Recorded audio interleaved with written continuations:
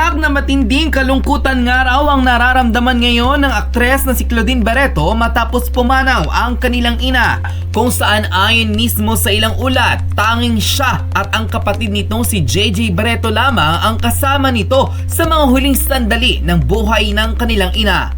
Ayon sa mga impormasyong lumabas, si Claudine ang nananatiling kasama ng kanilang ina sa ospital hanggang sa huling buhay nito. Siya rin ang nag-asikaso di umano ng ilang mga papeles at pangangailangan ng ina habang ito'y nakaratay sa ospital ng St. Luke's. Malalim ang naging epekto nito kay Claudine lalo't na nasaksihan niya mismo ang mga huling segundo ng buhay ng kanyang ina. Ibinuhos umano niya ang buong lakas at oras upang masigurong hindi nag-iisa ang kanyang ina sa gitna ng matinding pagsubok. Samantala, naging usap-usapan sa publiko kung bakit dalawa lamang sa mga kapatid ang naroon sa mga huling sandali ni Inday Barreto.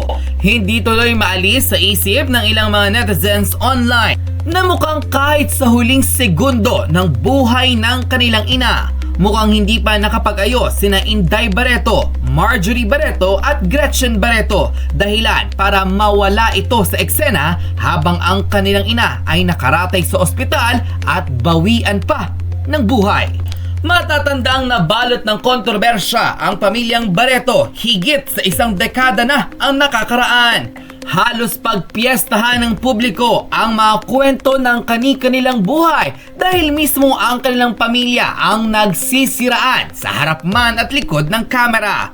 Gayunpaman, tila hiling ng ilang mga netizen, magkaroon sana ng payapang pag-aayos ang magkakapatid na sina Gretchen, Marjorie at Claudine alang-alang sa kanilang namayapang ina.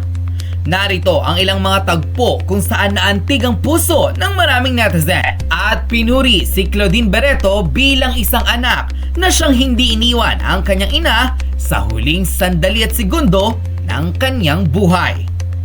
Narito't panoorin ng full video.